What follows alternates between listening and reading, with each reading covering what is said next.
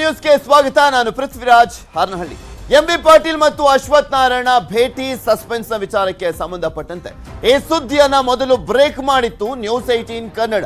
ರಾಜ್ಯ ರಾಜಕಾರಣದಲ್ಲಿ ನಮ್ಮ ವರದಿಯ ಸಂಚಲನ ಸೃಷ್ಟಿಯಾಯಿತು. ಬಿಕಾಸ್ ಇವರಿಬ್ರು ಒಂದೇ ಪಾರ್ಟಿಯವರಲ್ಲ, ಎಕ್ಸ್ ಆಪೋಸಿಟ್ ಪಾರ್ಟಿಯವರು. ಎಂಬಿ ಪಾಟೀಲ್ ಬೇರೆ ಪ್ರಮುಖ ಸ್ಥಾನದಲ್ಲಿರುವಂತವರು.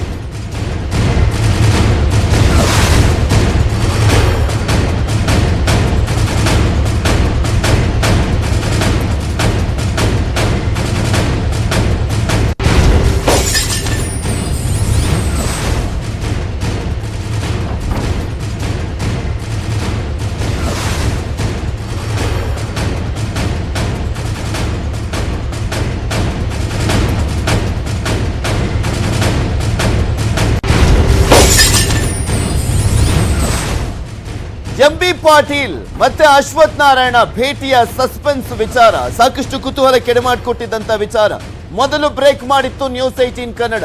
ಇದು ರಾಜ್ಯದಾದ್ಯಂತ ಚರ್ಚೆಗೂ ಕೂಡ ಕಾರಣವಾಗಿತ್ತು. ರಾಜಕಾರಣದಲ್ಲೂ ಕೂಡ ಅಷ್ಟೇ ಆ ಪ್ರಮುಖ ಪಕ್ಷಗಳ ನಾಯಕರು ಚರ್ಚೆಯನ್ನ ಮಾಡಿಕೊಂಡಿದ್ರು. ಏನು ಭೇಟಿಯ ಹಿಂದಿನ ಉದ್ದೇಶ ಏನು ಅಂತೆಲ್ಲ.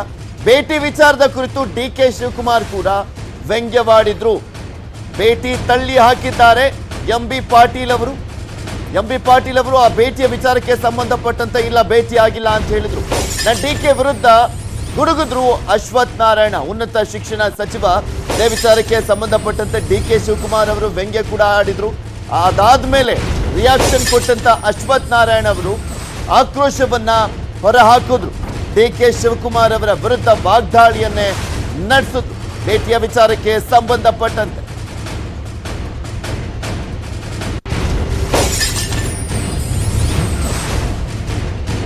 ಎಂಬಿ ಪಾಟೀಲ್ ಮತ್ತು ಅಶ್ವಥ್ ನಾರಾಯಣ ಇಬ್ರು ಕೂಡ ಬೇರೆ ಬೇರೆ ಪಾರ್ಟಿಯವರು. ಮೊದಲೇ ಜಿದ್ದಿದೆ ಹೆಚ್ಚಿನದಾಗಿ ಎರಡೂ ಪಕ್ಷದ ನಾಯಕರುಗಳ ನಡುವೆ.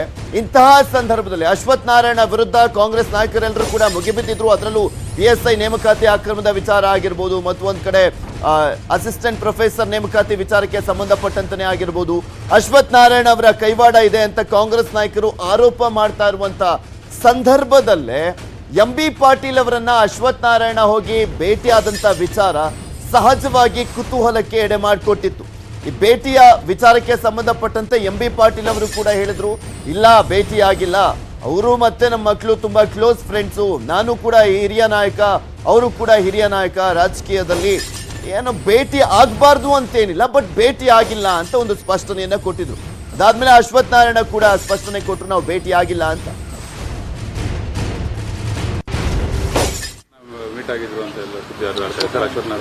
ಅವ್ರ ರಕ್ಷಣೆಗೆ ಕಾಂಗ್ರೆಸ್ ಪಾರ್ಟಿಯವ್ರು ಏನು ಮಾಡಬಾರ್ದು, ಯಾರು ಎತ್ತಬಾರ್ದು ಅಂತ ಅಂದ್ಬಿಟ್ಟು ಏನಾರ ಭೇಟಿ ಮಾಡ್ತಾರೆ. ಅದೆಲ್ಲ ಖಾಸಗಿ ಭೇಟಿ ಅಂತ ಹೇಳ್ತಾರೆ. ಕೇಳಿದ್ರೆ ಖಾಸಗಿ ಭೇಟಿ, ನಾವು ಎಜುಕೇಶನ್ ಇನ್ಸ್ಟಿಟ್ಯೂಷನ್ ಇಟ್ಟಿದ್ದಾರೆ, ಅವ್ರ ಹತ್ರ ಅಡ್ವೈಸ್ ತೊಗೊಳಕ್ ಹೋಗ್ತಾ ಇದೀವಿ ಅಂತೆಲ್ಲ ಕೆಲವರೆಲ್ಲ ಮಾತಾಡ್ತಾರೆ. ಈಗೆಲ್ಲ ಅದರೆಲ್ಲ ಮಾತಾಡೋದು ಬೇಡ, ನೀವು ಅವ್ರನ್ನೇ ಕೇಳಿ. ಸತ್ಯ ಇಲ್ಲ, ನಾನು ಅವರು ನನಗೆ ಭೇಟಿನೇ ಆಗಿಲ್ಲ. ಒಂದೇದ್ದು ಭೇಟಿ ಆಗ್ಬಾರ್ದು ಅಂತೀವಿಲ್ಲ. ಆಮೇಲೆ ನೋಡಿ, ಅವ್ರದೊಂದು ಪಕ್ಷ ನಮ್ದೊಂದು ಪಕ್ಷ. ಅವರು ಸಚಿವರಾಗಿದ್ದಾರೆ ಏನ್ರಿ, ಬಿಜೆಪಿಯಲ್ಲಿದ್ದಾರೆ, ನಾನು ಕಾಂಗ್ರೆಸ್ ಇದ್ದೀನಿ, ಪ್ರಚಾರ ಸಮಿತಿ ಅಧ್ಯಕ್ಷ ಆಗಿದ್ದೀನಿ. ಅವರು ಒಂದು ಸೀನಿಯರ್ ಲೀಡರ್ ಇದ್ದಾರೆ, ನಾವು ಒಂದು ಸೀನಿಯರ್ ಲೀಡರ್ ಇದ್ದೀವಿ. ಭೇಟಿ ಆಗ್ಬಾರ್ದು ಅಂತೀರಿಲ್ಲ. ನಾನೇ ಹೋಗಿ ಅವ್ರ ಮನೆಗೆ ಹೋಗಿ ಭೇಟಿ ಆಗ್ಬೋದು, ಅವ್ರ ಆಫೀಸ್ಗೆ ಹೋಗಿ ಭೇಟಿ ಆಗ್ಬೋದು ನನ್ನ ಕೆಲಸ ಇದ್ದಾಗ. ಅಥವಾ ಅವರು ತಮ್ಮ ಮಕ್ಕಳು ನನ್ನ ಮಕ್ಕಳು ಕ್ಲಾಸ್ಮೇಟ್ಸ್ ಇದು ಇದಾರೆ, ಅವ್ರು ನಮ್ಮ ಮನೆಗೆ ನಾನು ಇನ್ವೈಟ್ ಮಾಡಿದಾಗ ಅವ್ರು ಬರ್ಬೋದು, ಅಥವಾ ಅವ್ರು ಇನ್ವೈಟ್ ಮಾಡಿದಾಗ ನಾನು ಹೋಗ್ಬೋದು. ಇದ್ರ ಅರ್ಥ ಏನಿದೆ, ಈಗ ಬೊಮ್ಮಾಯಿ ಅವ್ರ ಮನೆಗೆ ನಾನು ಹೋಗಲ್ವಾ? ಬೊಮ್ಮಾಯಿ ಅವ್ರ ಮನೆಗೆ ಹೋಗ್ತಾರೆ, ತಿಂಡಿಗೆ ಬಾ ಅಂತಾರೆ. This is nothing to do with politics. ಈ ಪಕ್ಷ ರಾಜಕಾರಣಕ್ಕೆ ಸಂಬಂಧ ಇಲ್ಲ. ಇದು ಇವೆಲ್ಲ ವೈಯಕ್ತಿಕ ಸಂಬಂಧಗಳು. ಎಲ್ಲರೂ ಹೋಗ್ತಾರೆ, ಯಾರು ಹೋಗಲ್ವಾ? ಯಾಕೆ ಸಿದ್ದರಾಮಯ್ಯ ಅವ್ರ ಮನೆಗೆ ಯಾರು ವಿರೋಧ ಪಕ್ಷ ಬರಲ್ಲ, ವಿರೋಧ ಪಕ್ಷ ಮನೆಗೆ ಸಿದ್ದರಾಮಯ್ಯ. ಡಿಕೆಶಿ ವಿರುದ್ಧ ಹರಿಹಾಯ್ದಿದ್ದಾರೆ ಅಶ್ವಥ್ ನಾರಾಯಣ. ಡಿಕೆಶಿ ತರ ಲೂಟಿ ಮಾಡುವಂತ ಆಸೆ ನನ್ಗಿಲ್ಲ ಅಂತ ವಾಗ್ದಾಳಿಯನ್ನ ಮಾಡಿದ್ದಾರೆ. ಡಿಕೆಶಿಗೆ ಬರೀ ಲೂಟಿ ಮಾಡೋದೇ ಕೆಲಸ. ವಾಗ್ದಾಳಿಯನ್ನ ಮಾಡಿರುವಂತ ಅಶ್ವಥ್ ನಾರಾಯಣ ಡಿಕೆಶಿ ವಿರುದ್ಧ, ಡಿಕೆಶಿ ತರ ಲೂಟಿ ಮಾಡುವಂತ ಆಸೆ ನನಗಿಲ್ಲ, ಡಿ.ಕೆ. ಶಿವಕುಮಾರ್ ಬರೀ ಲೂಟಿ ಮಾಡುವಂತದ್ದೇ ಕೆಲಸ ಅಂತ ವಾಗ್ದಾಳಿಯನ್ನ ಮಾಡಿದ್ರು. ಡಿಕೆಶಿ ಜೈಲಿಗೆ ಹೋಗಿ ಬಂದಿಲ್ವಾ, PSI ಕೇಸ್ನಲ್ಲಿ ನನಗೆ ಭಯ ಇಲ್ಲ ಅಂತ ಕೂಡ ಹೇಳಿದ್ರು ಅಶ್ವಥ್ ನಾರಾಯಣ. ಯಾಕಂದ್ರೆ ಕಾಂಗ್ರೆಸ್ ನಾಯಕರು ಅದೇ ಒಂದು ವಿಚಾರಕ್ಕೆ ಸಂಬಂಧಪಟ್ಟಂತೆ ಅಶ್ವಥ್ ನಾರಾಯಣ ಅವರನ್ನ ಸಿಲುಕಿಸುವಂತ ಪ್ರಯತ್ನ ಮಾಡ್ತಾ ಇದೆ. ಇದ್ರ ಬಗ್ಗೆನೂ ಕೂಡ ವಾಗ್ದಾಳಿಯನ್ನ ಮಾಡಿದ್ರು. ನಾನ್ ತಪ್ಪು ಮಾಡಿಲ್ಲ, ನನಗೆ ಭಯ ಇಲ್ಲ ಅಂತ ಅಶ್ವಥ್ ನಾರಾಯಣ ಸ್ಪಷ್ಟಪಟ್ಟರು.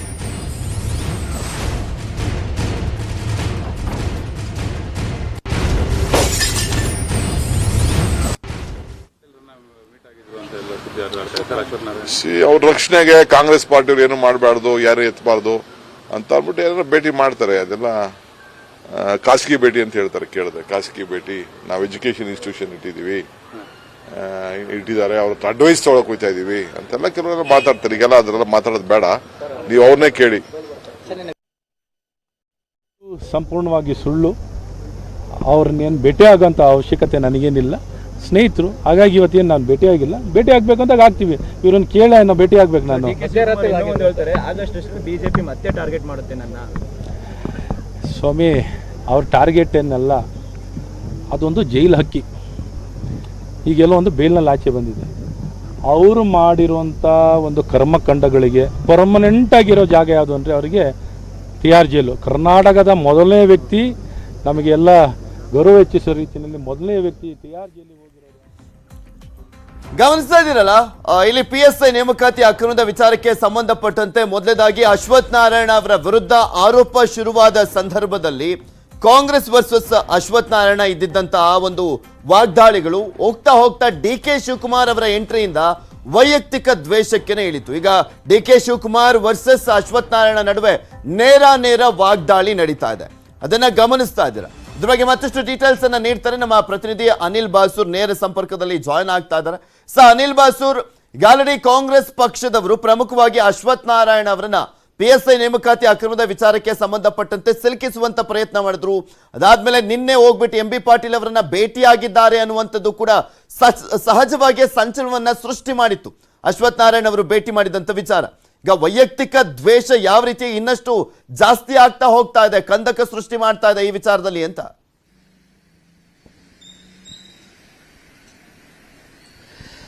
ಪೃಥ್ವಿರಾಜ್, ಈಗ ಆಗ್ತಿರುವಂತದ್ದು ವೈಯಕ್ತಿಕ ದ್ವೇಷ ಅನ್ನೋದಕ್ಕಿಂತ ಇದು ಚುನಾವಣೆ ವರ್ಷ. ಹಾಗಾಗಿ ಪ್ರತಿಯೊಂದು ಕ್ಷಣವನ್ನ, ಪ್ರತಿಯೊಂದು ಕಾರಣವನ್ನ ಕೂಡ ಎಲ್ಲ ರಾಜಕೀಯ ನಾಯಕರು ತಮಗೆ ಬೇಕಾದಂತೆ ಬೆಳೆಸಿಕೊಳ್ತಾರೆ. ಅದೇ ರೀತಿಯಾಗಿ ಈಗೇನು ನಿನ್ನೆ ಏನು ಸಚಿವರಾದಂತಹ ಅಶ್ವಥ್ ನಾರಾಯಣ ಅವರು, ಅದೇ ಜೊತೆಯಾಗಿ ಕೆಪಿಸಿಸಿ ಏನು ಪ್ರಚಾರ ಸಮಿತಿ ಅಧ್ಯಕ್ಷರಾಗಿರುವಂತಹ MB ಪಾಟೀಲ್ ಅವರು ಭೇಟಿ ಮಾಡಿದ್ದಾರೆ. ಇದೇ ವಿಚಾರಕ್ಕೆ ಸಂಬಂಧಿಸಿದಂತೆ ಇವತ್ತು ರಾಜ್ಯದಲ್ಲಿ ಚರ್ಚೆ ಆಗ್ತಿರುವಂತದ್ದು. ಯಾಕಂತ ಹೇಳಿದ್ರೆ ಈ ವಿಚಾರ ಕಾಂಗ್ರೆಸ್ ಹಾಗೂ ಬಿಜೆಪಿ ಎರಡೂ ಪಕ್ಷಗಳಲ್ಲಿನೂ ಕೂಡ ತುಂಬಾ ಚರ್ಚೆ ಆಗ್ತಾ ಇದೆ. ಯಾಕಂತ ಹೇಳಿದ್ರೆ ಈಗಾಗಲೇ ಅಶ್ವಥ್ ನಾರಾಯಣ ಅವರು PSI ಹಗರಣದಲ್ಲಿ ಇದ್ದಾರೆ ಎಂಬ ಆರೋಪವನ್ನ ಕಾಂಗ್ರೆಸ್ ನಾಯಕರು ಮಾಡ್ತಿರುವಂತದ್ದು. ಅದಕ್ಕೆ ಸಂಬಂಧಿಸಿದಂತೆ ಅನೇಕ ದಾಖಲೆಗಳನ್ನ ಈಗಾಗಲೇ ಬಿಡುಗಡೆಯನ್ನು ಮಾಡಿರುವಂತದ್ದು, ಜೊತೆಗೆ ಆರೋಪವನ್ನ ಮಾಡ್ತಿರುವಂತದ್ದು.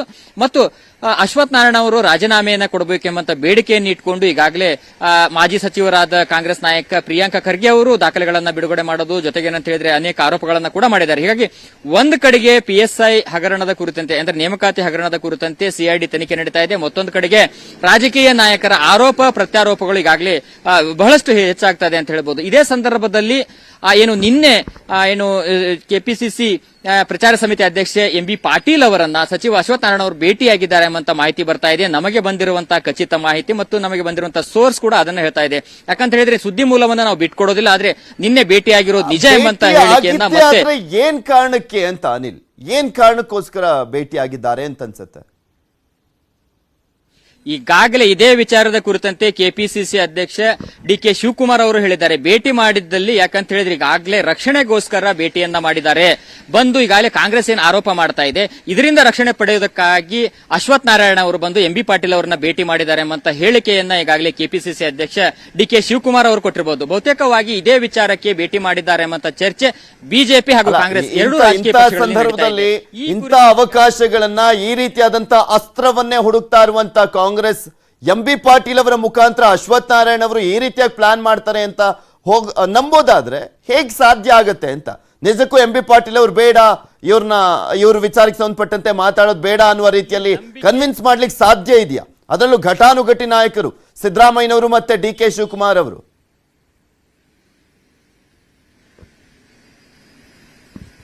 ಇದೇ ವಿಚಾರವನ್ನು MB ಪಾಟೀಲ್ ಕೂಡ ಹೇಳಿದ್ದಾರೆ. ರಕ್ಷಣೆ ಕೊಡೋದಕ್ಕೆ ನಾನಾರು ಎಂಬ ಪ್ರಶ್ನೆಯನ್ನ ತಿರುಗಿ ಮಾಧ್ಯಮದವರಿಗೆ ಅವರು ಕೇಳಿರುವಂತದ್ದು. ಹೀಗಾಗಿ ಇದು ರಾಜಕೀಯ ಆರೋಪ ಪ್ರತ್ಯಾರೋಪಗಳ ಮಧ್ಯೆ ಕೆಪಿಸಿಸಿ ಅಧ್ಯಕ್ಷರಾಗಿರುವಂತಹ DK ಶಿವಕುಮಾರ್ ಅವರು ಕೊಟ್ಟಿರುವಂತದ್ದು ರಕ್ಷಣೆಗೆ ಬಂದಿದ್ದಾರೆ. ಆದ್ರೆ ಯಾವುದೇ ಪಕ್ಷದ ಅಧ್ಯಕ್ಷರಾಗಿ ಅವರಿಗೆ ಪ್ರಾಥಮಿಕವಾದಂತಹ ಮಾಹಿತಿ ಇರ್ತದೆ. ಬೈ ಚಾನ್ಸ್ ನಾವು ಒಂದು ಪ್ರಶ್ನೆಯನ್ನ ಕೇಳಿದಾಗ ಆ ಪ್ರಶ್ನೆಯ ಕುರಿತಂತೆ ಹೆಚ್ಚಿನ ಮಾಹಿತಿ ಇಲ್ಲದೆ ಇರುವಂತಹ ಸಂದರ್ಭದಲ್ಲಿ ಅವ್ರು ಹೇಳ್ತಾರೆ, ಈ ಬಗ್ಗೆ ನಾವು ವಿಚಾರಿಸಿ ಹೇಳ್ತೇನೆ. ಯಾವುದೇ ರಾಜಕೀಯ ನಾಯಕರು ಇರ್ಬೋದು, ಅಥವಾ CM ಇರ್ಬೋದು, ಅಧಿಕಾರದಲ್ಲಿ ಇರಬಹುದು ಅಥವಾ ಅಧಿಕಾರದಲ್ಲಿ ಇರದೇ ಇರಬಹುದು, ಅವರೆಲ್ಲರೂ ಕೇಳ್ತಾರೆ ಈ ವಿಚಾರವಾಗಿ ಹೆಚ್ಚಿನ ಮಾಹಿತಿ ಇಲ್ಲ, ಈ ಬಗ್ಗೆ ನಾವು ವಿಚಾರಿಸಿ ಹೇಳ್ತೇನೆ, ತಿಳಿದುಕೊಂಡು ಹೇಳ್ತೇನೆ ಅಂತ ಹೇಳಿಕೆಯನ್ನು ಕೊಡ್ತಾರೆ. ಆದ್ರೆ ಇವತ್ತು DK ಶಿವಕುಮಾರ್ ಅವರ ಅಂತ ಹೇಳಿಕೆಯನ್ನ ಕೊಟ್ಟಿಲ್ಲ. ಇವತ್ತು ಗಮನಿಸಬಹುದು ನೀವು ಏನಂತ ಹೇಳಿದ್ರೆ, ನಾವು ಕೇಳ್ತಾ ಇದ್ದೆ ಅಂದ್ರೆ ಮಾಧ್ಯಮದವರು ಹೇಳ್ತಾ ಇದ್ದಂಗೆನೆ ಇಲ್ಲಿ ಅವ್ರು ಬಂದಿರುವಂತದ್ದು ರಕ್ಷಣೆ ಪಡೆಯುವುದಕ್ಕಾಗಿ. ನಾವು ಕೇಳಿದ್ರೆ ಅವ್ರು ಹೇಳ್ತಾರೆ ನಮ್ಮದು ಶೈಕ್ಷಣಿಕ ಸಂಸ್ಥೆಗಳಿದಾವೆ, ಆ ಕುರಿತಂತೆ ಚರ್ಚೆ ಮಾಡೋದಕ್ಕೆ ಬಂದಿದ್ದೇವೆ ಅಂತ ಹೇಳಿಕೆ ನಮಗೆ ಕೊಡ್ತಾರೆ, ಮಾಹಿತಿಯನ್ನು ನಮಗೆ ಕೊಡ್ತಾರೆ. ಆದ್ರೆ ಬಂದಿರುವಂತದ್ದು ರಕ್ಷಣೆ ಕೋರಿ ಎಂಬಂತ ಹೇಳಿಕೆಯನ್ನು ಡಿ ಕೆ ಶಿವಕುಮಾರ್ ಅವರೇ ಕೊಟ್ಟಿರೋದ್ರಿಂದಾಗಿ ಇಲ್ಲಿ ನಂಬಿಕೆ ಅಪನಂಬಿಕೆ ಅನ್ನೋದಕ್ಕಿಂತ ಈ ಬೆಳವಣಿಗೆ ಯಾಕಾಯ್ತು, ಇದರಿಂದ ಏನಾದ್ರೂ ಆಗ್ತದೆ ಎಂಬಂತದ್ದು. ಜೊತೆಗೆ ಈಗ ಅಂತ ಹೇಳಿದ್ರೆ ಇದೇ ವಿಚಾರ, ಇದೇ ಭೇಟಿಯ ಬಗ್ಗೆ ಏನು ರಾಜಕೀಯದಲ್ಲಿ ಚರ್ಚೆ ಕೂಡ ಆಗ್ತಾ ಇದೆ. ಹೀಗಾಗಿ ಮುಂದಿನ ಹಂತದಲ್ಲಿ ಇದು ಯಾವ ರೀತಿಯಂತ ರೂಪವನ್ನು ಪಡೆದುಕೊಳ್ತದೆ ಕಾಯ್ದು ನೋಡಬೇಕಾಗಿದೆ. ನೋಡೋಣ ಅನಿಲ್, ಮತ್ತೊಬ್ರು ಪ್ರತಿನಿಧಿ ಕೃಷ್ಣ ಕೂಡ ನಮ್ಮ ಜೊತೆ ನೇರ ಸಂಪರ್ಕದಲ್ಲಿ ಜಾಯ್ನ್ ಆಗ್ತಾ ಇದ್ದಾರೆ. ಎಸ್ ಕೃಷ್ಣ, ಗಮನಿಸ್ತಾ ಇದ್ದೀವಿ ಆಗ್ತಾ ಇರುವಂತ ಬೆಳವಣಿಗೆಗಳನ್ನ. ಪ್ರಮುಖವಾಗಿ ಕಾಂಗ್ರೆಸ್ನ ಪ್ರಮುಖ ನಾಯಕರು, ಪ್ರಚಾರ ಸಮಿತಿ ಅಧ್ಯಕ್ಷರಾಗಿದ್ದಾರೆ MB ಪಾಟೀಲ್ ಅವರು, ಇವರನ್ನ ಹೋಗಿ ಅಶ್ವಥ್ ನಾರಾಯಣ ಭೇಟಿ ಮಾಡಿದ್ರು ಅನ್ನುವಂಥದ್ದು ಸಹಜವಾಗಿ ಕಾಂಗ್ರೆಸ್ನ ಪ್ರಮುಖ ನಾಯಕರಿಗೂ ಕೂಡ ಕುತೂಹಲ ಕೆಡೆ ಮಾಡಿಕೊಟ್ಟಿರುತ್ತೆ. ಏನ್ ಕಾರಣ ಅಂತ ಅನ್ಸುತ್ತೆ ಅಂತ. ಇಲ್ಲಿ ಮೈನ್ ಆಗಿ DK ಶಿವಕುಮಾರ್ ಮತ್ತೆ MB ಪಾಟೀಲ್ ಅವರ ವಿಚಾರಕ್ಕೆ ಸಂಬಂಧಪಟ್ಟಂತೆ ನೋಡೋದಾದ್ರೆ MB ಪಾಟೀಲ್ ಅವರು ಸಿದ್ದರಾಮಯ್ಯನವರ ಬಣದಲ್ಲಿ ಬರ್ತಾರೆ. ಇಲ್ಲಿ ಯಾವ ರೀತಿಯಾದಂತ ಲಿಂಕ್ ಬರುತ್ತೆ? DK ಶಿವಕುಮಾರ್ ಅವರ ವಿರುದ್ಧ ಏನಾದ್ರೂ ಎತ್ತಿ ಕಟ್ಟುವಂತ ಪ್ರಯತ್ನನ ಇದು?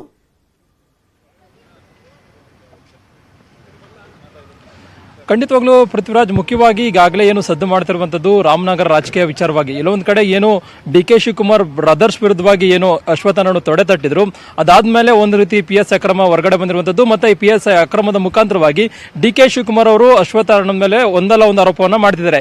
ಈಗ ಮುಖ್ಯವಾಗಿ ಎಲ್ಲೋ ಒಂದ್ ಕಡೆ MB ಪಾಟೀಲ್ ಅವರ ವಿಚಾರವನ್ನು ಇಟ್ಕೊಂಡು DK ಶಿವಕುಮಾರ್ ಅವರು ಮತ್ತೆ ಅಶ್ವತ್ಥನಾರಾಯಣ ಅವರ ಮೇಲೆ ಆರೋಪವನ್ನ ಮಾಡಿದರೆ, ಈ ಒಂದು ಪ್ರಕರಣದ ಚರ್ಚೆ ಆದಂತ ಸಂದರ್ಭದಲ್ಲಿ ನಾವು ಪ್ರಮುಖವಾಗಿ ಗಮನಿಸಬಹುದು ಎಲ್ಲೋ ಒಂದ್ ಕಡೆ ವೈಯಕ್ತಿಕವಾಗಿ ಜಿದ್ದಿನ ಕಾರಣಕ್ಕೋಸ್ಕರವಾಗಿ DK ಶಿವಕುಮಾರ್ ಅವರು ಈ ರೀತಿಯಾಗಿ ಅಶ್ವತ್ಥನಾರಾಯಣ ಮೇಲೆ ಆರೋಪವನ್ನ ಮಾಡ್ತಿದ್ದಾರೆ ಅನ್ನೋದು.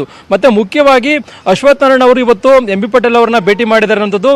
ಇದು ಪ್ರಮುಖವಾಗಿ DK ಶಿವಕುಮಾರ್ ಯಾಕೆ ಹೇಳಿದ್ದಾರೆ ಅಂತಂದ್ರೆ, ಈಗಾಗಲೇ MB ಪಾಟೀಲ್ ಅವರು ಪ್ರಚಾರ ಸಮಿತಿ ಅಧ್ಯಕ್ಷರಾಗಿದ್ದಾರೆ. ಎಲ್ಲೋ ಒಂದ್ ಕಡೆ ಈಗಾಗಲೇ PSI ಅಕ್ರಮಕ್ಕೆ ಸಂಬಂಧಪಟ್ಟಂತೆ ಈಗಾಗಲೇ ಪ್ರಚಾರ ಕೂಡ ಮಾಡಬೇಕಾಗುತ್ತೆ. ಎಲ್ಲೋ ಒಂದ್ ಕಡೆ ಕಾಂಗ್ರೆಸ್ ಕೂಡ ಅಂದ್ರೆ ಪ್ರಚಾರ ಸಮಿತಿ ಅಧ್ಯಕ್ಷರಾಗಿರ್ತಕ್ಕಂಥ MB ಪಾಟೀಲ್ ಅವರು ಎಲ್ಲೋ ಒಂದ್ ಕಡೆ ಅಧ್ಯಕ್ಷರಾಗಿದ್ದಾರೆ. ಈ ಒಂದು ಪ್ರಕರಣದ ಮುಖಾಂತರವಾಗಿ ರಾಜ್ಯಾದ್ಯಂತ ಪ್ರವಾಸ ಮಾಡಿದಂತ ಸಂದರ್ಭದಲ್ಲಿ ಈ ಒಂದು ವಿಚಾರವನ್ನೇ ಪ್ರಚಾರ ಮಾಡುವಂತ ಸಾಧ್ಯತೆ ಇದೆ. ಹೀಗಾಗಿ ಇದನ್ನ ಒಂದ್ ರೀತಿ ತಡೆಗಟ್ಟಬೇಕು ಅನ್ನೋ ನಿಟ್ಟಿನಲ್ಲಿ ಪ್ರಚಾರ ಮಾಡಬಾರ್ದು ಅನ್ನೋ ಒಂದು ಕಾರಣಕ್ಕೋಸ್ಕರವಾಗಿ ಅಶ್ವತ್ಥನಾರಾಯಣ ಅವರು ಹೋಗಿ ಒಂದು ಮನವಿಯನ್ನ ಮಾಡ್ಕೊಂಡಿದ್ದಾರೆ ಅನ್ನೋ ಮಾತನ್ನ DK ಶಿವಕುಮಾರ್ ಅವರು ಹೇಳಿದ್ದಾರೆ. ಅಂದ್ರೆ ಈ ಮೂಲಕವಾಗಿ ಒಂದ್ ರೀತಿ ಅಶ್ವತ್ಥನಾರಾಯಣ ಅವರನ್ನ ಒಂದ್ ರೀತಿ ಸಿಲುಕಿಸುವಂತ ಒಂದು ಪ್ರಯತ್ನವನ್ನ DK ಶಿವಕುಮಾರ್ ಅವರು ಪದೇ ಪದೇ ಮಾಡ್ತಾ ಇದ್ದಾರೆ. ಆದ್ರೆ ಮುಖ್ಯವಾಗಿ ಗಮನಿಸಬೇಕಾದಂತ ಅಂಶ ಈಗಾಗಲೇ ಅಶ್ವತ್ಥನಾರಾಯಣ ಅವರು ಕೂಡ ಅದೇ ವಿಚಾರಕ್ಕೆ MB ಪಾಟೀಲ್ ಅವರ ಮುಖಾಂತರ ನಾವು DK ಶಿವಕುಮಾರ್ ಅಥವಾ ಸಿದ್ದರಾಮಯ್ಯನವರನ್ನ ಮನವೊಲಿಸ್ತೀವಿ ಅಂತ ಏನಾದ್ರೂ ಅಂದ್ಕೊಂಡು ಹೋಗಿದ್ರೆ ಅದು ನಿಜಕ್ಕೂ ಸುಳ್ಳಾಗೋಗ್ಬಿಡುತ್ತೆ. ಯಾಕಂದ್ರೆ ಕನ್ವಿನ್ಸ್ ಮಾಡುವಷ್ಟು DK ಶಿವಕುಮಾರ್ ಮತ್ತೆ ಸಿದ್ದರಾಮಯ್ಯನವರು ಅಷ್ಟು ಈಸಿಯಾಗಿ ತೆಗೆದುಕೊಳ್ಳಲ್ಲ ಈ ಒಂದು ಪಾರ್ಟ್ ಅನ್ನ, ಸ್ಪೆಷಲಿ ಅಶ್ವಥ್ ನಾರಾಯಣ ಅವರ ವಿರುದ್ಧ ಬರ್ತಾ ಇರುವಂತ ಆರೋಪವನ್ನ. ಮೇನ್ಲಿ MB ಪಾಟೀಲ್ ಅವರನ್ನ ಈ ಹಿಂದೆ ಬಿಜೆಪಿಗೆ ಕರ್ಕೊಂಡ್ಬರುವಂತ ನಿಟ್ಟಿನಲ್ಲಿ ಸಾಕಷ್ಟು ಪ್ರಯತ್ನ ನಡೆದಿತ್ತು. ಇನ್ನ ಬಿಜೆಪಿ ನಾಯಕರು ಕೂಡ ಹೇಳ್ತಾ ಇದ್ರು ದೊಡ್ಡ ದೊಡ್ಡ ನಾಯಕರನ್ನ ಕರೆತರುವಂತ ನಿಟ್ಟಿನಲ್ಲಿ ಪ್ಲಾನ್ ಮಾಡ್ತೀವಿ ಅಂತ. ಆ ದೊಡ್ಡ ವಿಕೆಟ್ ಅನ್ನ ಏನಾದ್ರೂ ಆಪರೇಟ್ ಮಾಡುವಂತ ನಿಟ್ಟಿನಲ್ಲಿ ಈ ರೀತಿಯಾದಂತ ಏನಾದ್ರೂ ಪ್ರಯತ್ನ ನಡೆದಿದ್ಯಾ ಅಂತ. ಆಪರೇಷನ್ ಕಮಲ ನಡೆದಂತ ಸಂದರ್ಭದಲ್ಲೂ ಕೂಡ ಅಶ್ವಥ್ ನಾರಾಯಣ ಅವರು ಮುಂಚೂಣಿಯಲ್ಲಿದ್ದಂಥವ್ರು. ಖಂಡಿತವಾಗ್ಲು ಪೃಥ್ವಿರಾಜ್, ಯಾಕಂದ್ರೆ ಈಗಾಗಲೇ ಬಿಜೆಪಿಯಲ್ಲಿ ಪ್ರಬಲ ನಾಯಕರಾಗಿ ಅಶ್ವತ್ಥನಾರಾಯಣ ಅವರು ಹೊರಮಿದ್ದಾರೆ.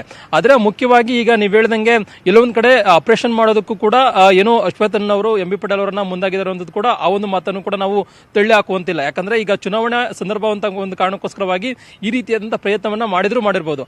ಆದ್ರೆ ಸದ್ಯಕ್ಕಂತೂ ಅಶ್ವತ್ಥನಾರಾಯಣ ಆಗ್ಲಿ MB ಪಾಟೀಲ್ ಆಗಿರ್ಬೋದು ಇಬ್ರು ಕೂಡ ಭೇಟಿ ಬಗ್ಗೆ ಅವರು ಕೂಡ ಒಪ್ಕೊಳ್ತಾ ಇಲ್ಲ. ಆದ್ರೆ ಮುಖ್ಯವಾಗಿ ಈಗಾಗಲೇ ಎಲ್ಲೊಂದ್ ಕಡೆ MB ಪಾಟೀಲ್ ಅವರು ಸಿದ್ದರಾಮಯ್ಯ ಬಣದಲ್ಲಿ ಗುರುತಿಸಿಕೊಳ್ತಾ ಇದ್ದಾರೆ. ಹೀಗಾಗಿ MB ಪಾಟೀಲ್ ಅವರನ್ನ ಕೂಡ ಒಂದು ರೀತಿ ಸಿಲುಕಿಸುವಂತ ಪ್ರಯತ್ನವನ್ನ DK ಶಿವಕುಮಾರ್ ಅವರು ಮಾಡ್ತಿದ್ದಾರೆ. ಅಂದ್ರೆ ಈ ಒಂದು ಮುಖಾಂತರವಾಗಿ ಅಂದ್ರೆ ಏನೇ ಆರೋಪವನ್ನ ಮಾಡಿದ್ರು ಕೂಡ ಎಲ್ಲೊಂದ್ ಕಡೆ DK ಶಿವಕುಮಾರ್ ಬೇರೆ ಬೇರೆ ವಿಚಾರದಂತ ಸಂದರ್ಭದಲ್ಲಿ ಆರೋಪ ಮಾಡಿದಾಗ ಅದನ್ನ ಅಲುಗೆಳ್ತಾ ಇದ್ರು. ಆದ್ರೆ ಈಗ MB ಪಾಟೀಲ್ ಅವರ ಬಂದಂತ ಸಂದರ್ಭದಲ್ಲಿ ಒಂದ್ ರೀತಿ ಸಿದ್ದರಾಮಯ್ಯನ ಬಣದಲ್ಲಿ ಗುರುತಿಸಿಕೊಂಡಿದ್ದಾರೆ. ಮತ್ತೆ DK ಶಿವಕುಮಾರ್ ಏನು ಕಡಿಮೆ ಇಲ್ಲ, MB ಪಾಟೀಲ್ ಅವರು ಕೂಡ ಪ್ರಚಾರ ಸಮಿತಿ ಅಧ್ಯಕ್ಷರಾಗಿದ್ದಾರೆ.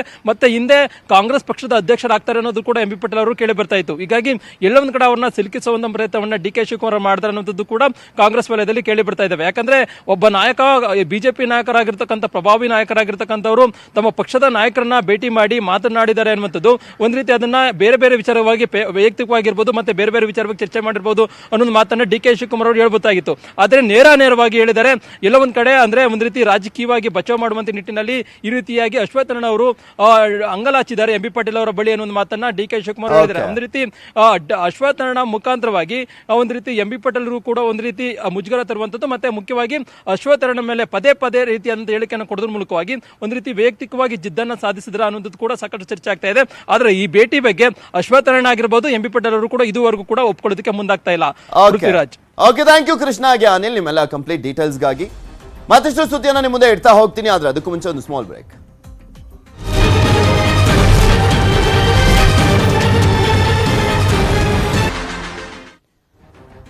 ಇದು ರಾಜ್ಯ ರಾಜಕಾರಣದ ಸ್ಫೋಟಕ ಸುದ್ದಿ. ನ್ಯೂಸ್ 18 ನಲ್ಲಿ ಅಸೆಂಬ್ಲಿ ಎಲೆಕ್ಷನ್ ನ ಬಿಗ್ ಬ್ರೇಕಿಂಗ್ ಅನ್ನ ನಿಮ್ಮ ಮುಂದೆ ಇಡ್ತಾ ಇದೀವಿ.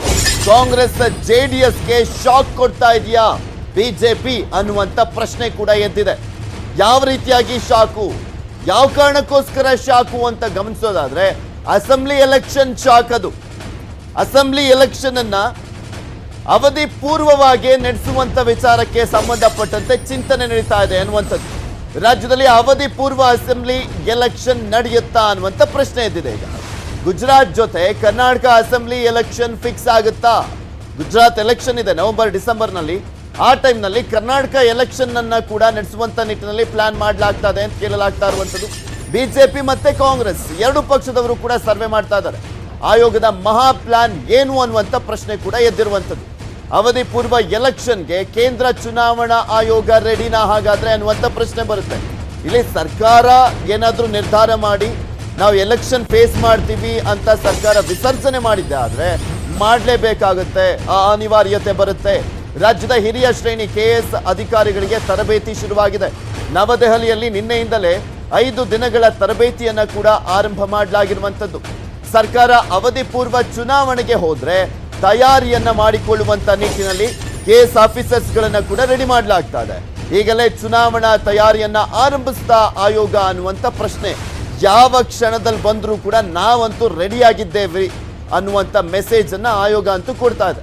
ಟ್ರೈನಿಂಗಿಗೆ ತೆರಳಿರುವಂಥ ಅಧಿಕಾರಿಗಳ ಲಿಸ್ಟ್ ನ್ಯೂಸ್ 18 ಕನ್ನಡಕ್ಕೆ ಲಭ್ಯವಾಗಿದೆ. ಟ್ರೈನಿಂಗಿಗೆ ತೆರಳಿರುವಂಥ KS ಅಧಿಕಾರಿಗಳ ಲಿಸ್ಟು ಯಾವ ರೀತಿಯಾಗಿ ಅಕಸ್ಮಾತ್ ಎಲೆಕ್ಷನ್ ಘೋಷಣೆ ಆದಂತಹ ಸಂದರ್ಭದಲ್ಲಿ ಏನ್ ಮಾಡಬೇಕು, ಏನು ಎತ್ತ ತ್ವರಿತಗತಿಯಲ್ಲಿ ಯಾವ ರೀತಿಯಾಗಿ ಆಕ್ಷನ್ ಅನ್ನ ತಗೊಳ್ಬೇಕು ಅನ್ನುವಂಥ ನಿಟ್ಟಿನಲ್ಲಿ ಈಗ ಆಲ್ರೆಡಿ ಟ್ರೈನಿಂಗ್ ಅನ್ನ ಕೊಡಲಾಗ್ತಾ ಇದೆ.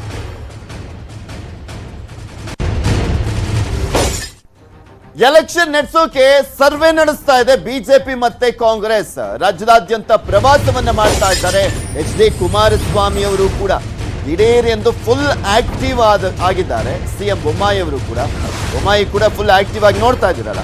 ಇಷ್ಟು ದಿನ ಜಡ್ಡುಗಟ್ಟಿದ್ದಂತ ಒಂದು ಸರ್ಕಾರದ ವೇಗಕ್ಕೆ ಮತ್ತಷ್ಟು ವೇಗವನ್ನ ಕೊಡುವಂತ ಕೆಲಸವನ್ನ ಮಾಡ್ತಾ ಇದ್ದಾರೆ. ಭಾನುವಾರನೂ ಕೂಡ ಬಿಟ್ಟಿರಲಿಲ್ಲ. ಎಲ್ಲ ಜಿಲ್ಲೆಗಳ DC-ಗಳು SP-ಗಳ ಜೊತೆ ಸಭೆಯನ್ನ ಮಾಡಿದ್ರು, CEO-ಗಳ ಜೊತೆ ಸಭೆಯನ್ನ ಮಾಡಿದ್ರು ಮುಖ್ಯಮಂತ್ರಿಗಳು. ಆಪರೇಷನ್ ಕಮಲದ ಮೂಲಕ ತರಾತುರಿಯಲ್ಲಿ ಪಕ್ಷಕ್ಕೂ ಕೂಡ ಸೇರ್ಪಡೆ ಮಾಡಿಕೊಳ್ಳುವಂತ ಕೆಲಸ ಆಗ್ತಾ ಇದೆ.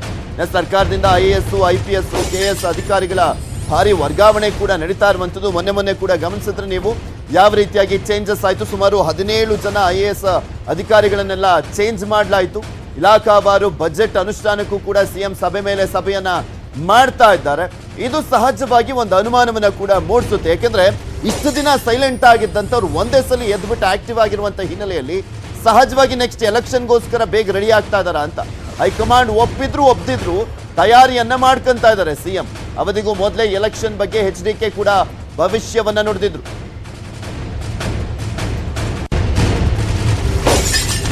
ಇದೆಲ್ಲದ್ರ ಬಗ್ಗೆ ಮತ್ತಷ್ಟು ಡೀಟೇಲ್ಸ್ ಅನ್ನ ನೀಡ್ತಾರೆ ನಮ್ಮ ಇಬ್ಬರು ಪ್ರತಿನಿಧಿಗಳು. ನೇರ ಸಂಪರ್ಕದಲ್ಲಿ ಜಾಯ್ನ್ ಆಗ್ತಾ ಇದ್ದಾರೆ. ನಮ್ಮ ಪೊಲಿಟಿಕಲ್ ಬ್ಯೂರೋ ಮುಖ್ಯಸ್ಥರಾಗಿರುವಂತಹ ಚಿದಾನಂದ್ ಪಟೇಲ್ ಹಾಗೂ ನವದೆಹಲಿಯ ರಿಪೋರ್ಟರ್ ಧನೇಶ್ ಬೂಕನಕೆರೆ ಇವರಿಬ್ರು ಕೂಡ ನೇರ ಸಂಪರ್ಕದಲ್ಲಿ ಜಾಯ್ನ್ ಆಗಿದ್ದಾರೆ. ಮೊದಲನೇದಾಗಿ ಚಿದಾನಂದ್ ಪಟೇಲ್, ಅವಧಿಗೂ ಮುನ್ನ ಎಲೆಕ್ಷನ್ ಮಾಡುವಂತ ವಿಚಾರಕ್ಕೆ ಸಂಬಂಧಪಟ್ಟಂತೆ ನಿಜಕ್ಕೂ ಬೊಮ್ಮಾಯಿಯವರು ಅದರ ಬಗ್ಗೆ ಚಿಂತನೆಯನ್ನ ಮಾಡ್ತಾ ಇದ್ದಾರೆ ಅಂತ ಅನ್ಸುತ್ತಾ?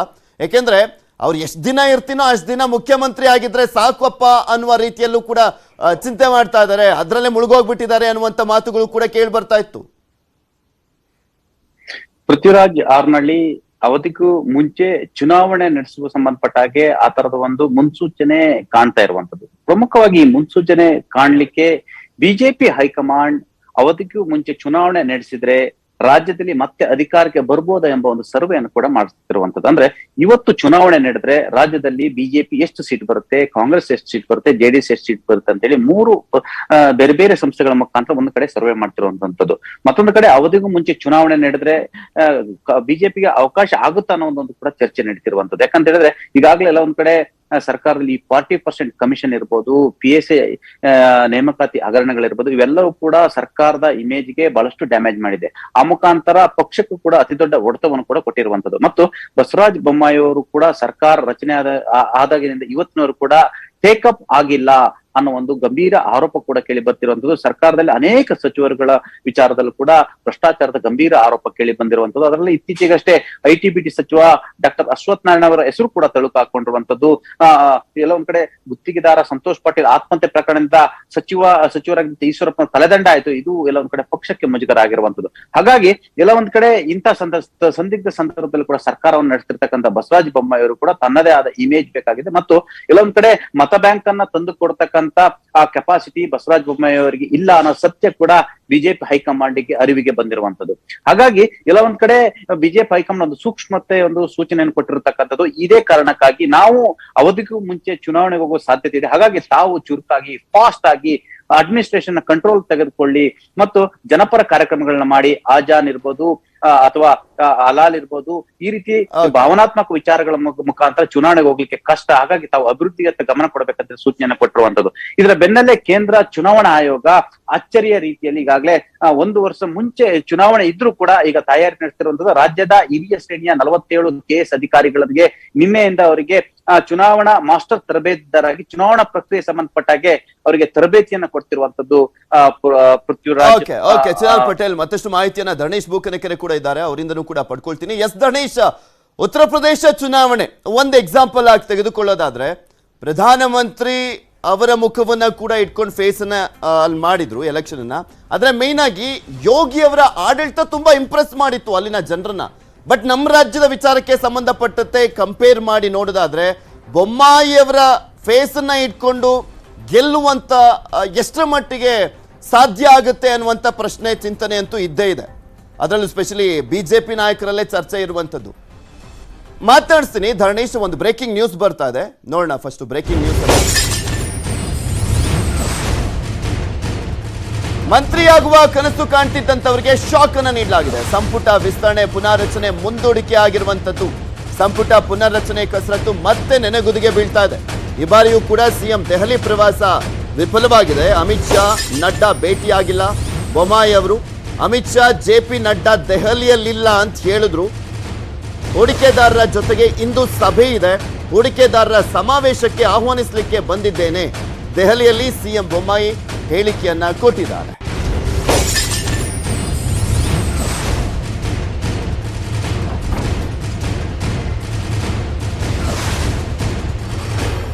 ಇದ್ರ ಬಗ್ಗೆ ಅಪ್ಡೇಟ್ಸ್ ಅನ್ನ ಪಡ್ಕೊಳ್ಳೋಣ. ಎಸ್ ಧರಣೇಶ, ಅವಧಿ ಪೂರ್ವ ಚುನಾವಣೆ ವಿಚಾರಕ್ಕೆ ಸಂಬಂಧಪಟ್ಟಂತೆ ಮಾತನಾಡ್ತೀನಿ. ಅದಕ್ಕೂ ಮುಂಚೆ ಈ ಬಾರಿ ಒಂದು ನಿರೀಕ್ಷೆ ಇತ್ತು ಸಚಿವ ಸ್ಥಾನದ ಆಕಾಂಕ್ಷಿಗಳಲ್ಲಿ. ಮುಖ್ಯಮಂತ್ರಿಗಳು ಹೋದಂತ ಸಂದರ್ಭದಲ್ಲಿ ಈ ಬಾರಿ ಆದ್ರೂ ಸಚಿವ ಸಂಪುಟ ವಿಸ್ತರಣೆ ಆಗುವಂತ ವಿಚಾರ ಅಥವಾ ಪುನರ್ರಚನೆ ಆಗುವಂತ ವಿಚಾರಕ್ಕೆ ಒಂದು ಗ್ರೀನ್ ಸಿಗ್ನಲ್ ಕೊಡುತ್ತೆ ಅಂತ ಹೈಕಮಾಂಡ್ ಈ ಬಾರಿನೂ ಕೂಡ ಸಿಕ್ಕಿಲ್ಲ ಬೊಮ್ಮಾಯಿಗೆ. ಯಾವ ಕಾರಣ ಇಲ್ಲಿ ಸಿಗ್ತಾ ಇರೋದು?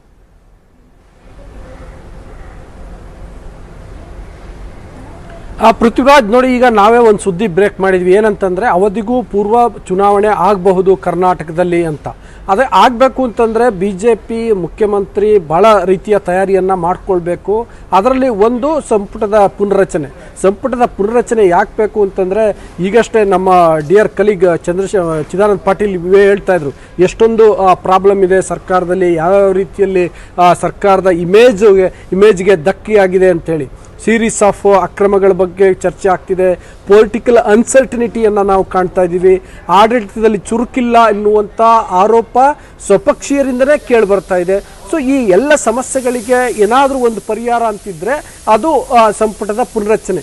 ಹೇಗೆ ಅಂತಂದರೆ ಈಗ ಫಾರ್ ಎಕ್ಸಾಂಪಲ್ ಯಾರು ನಿಷ್ಕ್ರಿಯರು ಅಂತಿರ್ತಾರೋ ಅಥವಾ ಆಕ್ಟಿವ್ ಇಲ್ಲ ಅಂತಿರ್ತಾರೋ ಅಂಥವ್ರನ್ನ ಕೈ ಬಿಟ್ಟು ಹೊಸಬ್ರನ್ನ ತೆಗೆದುಕೊಂಡು ಹೊಸ ಸಚಿವ ಸಂಪುಟ ಭಾಳ ಹೊಸದಾಗಿ ಹೊಸ ಹುಮ್ಮಸ್ಸಿನಿಂದ ಕೆಲಸ ಮಾಡ್ತಿದೆ ಅನ್ನುವಂಥ ಸಂದೇಶವನ್ನು ಕಳಿಸ್ಬೇಕು. ಹಾಗೆ ಒಂದಷ್ಟು ದಿನ ಆ ಥರದ ಸಂದೇಶ ಕಳಿಸಿ ಚುನಾವಣೆಗೆ ಅಣಿಯಾಗಿ ನಂತರ ಚುನಾವಣೆಗೆ ಹೋದರೆ BJPಗೆ ಲಾಭ ಆಗ್ಬೋದೇನೋ. ಇದ್ಯಾವುದು ರಾಕೆಟ್ ಸೈನ್ಸ್ ಏನಲ್ಲ, ಇದು ಒಂದು ಸಹಜವಾಗಿ ಹಂಗಾಗತ್ತೆ.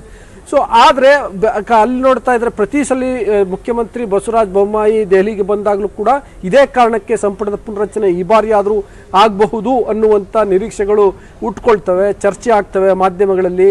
ಸಚಿವಾಕಾಂಕ್ಷಿಗಳು ಹೊಸ ಹೊಸ ಕನಸನ್ನ ಕಾಣ್ತಿರ್ತಾರೆ. ಆದರೆ ಬಸವರಾಜ ಬೊಮ್ಮಾಯಿ ಅವರ ದೆಹಲಿ ಭೇಟಿ ಬಂದೆ ಪುಟ್ಟ ಓದೆ ಪುಟ್ಟ ಅನ್ನೋ ರೀತಿಯಲ್ಲಿ ಅದೇ ಆಗ್ತಾ ಇರೋದು. ಲಾಸ್ಟ್ ಒಂದು 3-4 ಸಲ ಬಂದಂತ ಸಂದರ್ಭದಲ್ಲೂ ಕೂಡ ಅದೇ ಆಗಿದೆ. ಧರಣೀಶ್, ನಾನು ಅವಾಗ್ಲೇ ಒಂದು ಕೇಳ್ತಾ ಇದ್ದೆ, ಅವಧಿ ಪೂರ್ವ ಚುನಾವಣೆಯನ್ನ ಫೇಸ್ ಮಾಡುವಂತ ನಿಟ್ಟಿನಲ್ಲಿ ಗುಜರಾತ್ ಕೂಡ ಮೇನ್ ಸ್ಟೇಟ್, ಅದರಲ್ಲೂ ಪ್ರಧಾನಮಂತ್ರಿಗಳ ತವರು ರಾಜ್ಯ ಆಗಿರುವಂತ ಹಿನ್ನೆಲೆಯಲ್ಲಿ ಹೆಚ್ಚಿನ ಕಾನ್ಸಂಟ್ರೇಷನ್ ಮತ್ತೆ ಅಧಿಕಾರವನ್ನ ಉಳಿಸ್ಕೊಳ್ಳೇಬೇಕು ಅನ್ನುವಂತ ನಿಟ್ಟಿನಲ್ಲಿ ಇದೇ ಸಂದರ್ಭದಲ್ಲಿ ಕರ್ನಾಟಕದ ಚುನಾವಣೆಗೆ ಎಷ್ಟು ಮಟ್ಟಿಗೆ ಗಮನ ಹರಿಸ್ತಾರೆ ಅನ್ನುವಂತ ಪ್ರಶ್ನೆ ಕೂಡ ಬರುತ್ತೆ. ಯಾಕೆಂದ್ರೆ ಬೊಮ್ಮಾಯಿ ಫೇಸ್ ಇಟ್ಕೊಂಡು ಹೋದ್ರೆ ನಾವು ಅಧಿಕಾರಕ್ಕೆ ಏರ್ತೀವ, ಬಹುಮತ ಬರುತ್ತಾ ಇಲ್ವಾ ಅನ್ನೋಂಥದ್ರ ಬಗ್ಗೆ ಸ್ಪಷ್ಟವಾದಂತ ಅಂದಾಜು ಅವ್ರಿಗೂ ಕೂಡ ಇರುವಂತ ಹಿನ್ನೆಲೆಯಲ್ಲಿ ಅವಧಿ ಪೂರ್ವ ಚುನಾವಣೆ ಮಾಡುವಂತ ಸಾಧ್ಯತೆ ಇದೆ ಅಂತ ಅನ್ಸುತ್ತಾ? ಯಾಕೆಂದ್ರೆ ಗುಜರಾತ್ ಎಲೆಕ್ಷನ್ ಆದ್ಮೇಲೆ ಈಸಿಯಾಗಿ ಕರ್ನಾಟಕ ಎಲೆಕ್ಷನ್ ಮಾಡಬಹುದು ಏಪ್ರಿಲ್ ಸಂದರ್ಭದಲ್ಲಿ.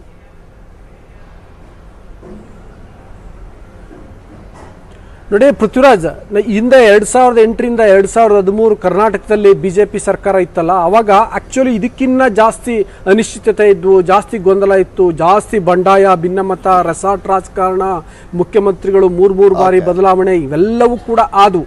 ಆಗ್ಲೂ ಬಿಜೆಪಿ ಸರ್ಕಾರ 5 ವರ್ಷ ಪೂರೈಸಿತ್ತು.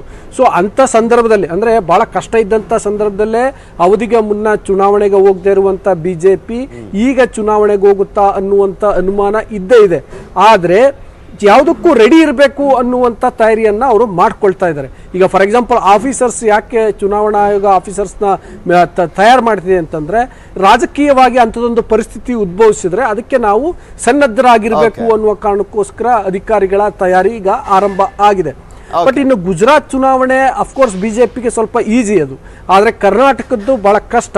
ಹಾಗಾಗಿಯೇ ಬಹಳ ಥಿಂಕ್ ಮಾಡಿ ಬಿಜೆಪಿ ಮುಂದಡಿ ಇಡಬೇಕಾಗತ್ತೆ. ಸಂಪುಟ ಯಾವ ರೀತಿಯಾದಂತ ನಿರ್ಧಾರವನ್ನ ಕೈಗೊಳ್ಳುತ್ತೆ ಹೈಕಮಾಂಡ್ ಅಂತ. ಥ್ಯಾಂಕ್ ಯು ಸೋ ಮಚ್ ನಿಮ್ಮೆಲ್ಲ ಡೀಟೇಲ್ಸ್ಗಾಗಿ. ಹಾಗೆ ಚಿದಾನ್ ಪಟೇಲ್, ನಿಮ್ಮ ಮಾಹಿತಿಗೂ ಕೂಡ ಧನ್ಯವಾದ.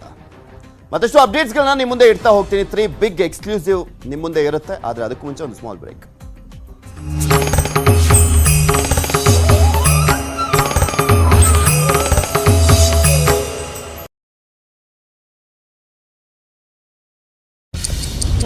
ಅರ್ಧ ಗಂಟೆಯಲ್ಲಿ ಇಡೀ ಸುದ್ದಿ ಜಗತ್ತು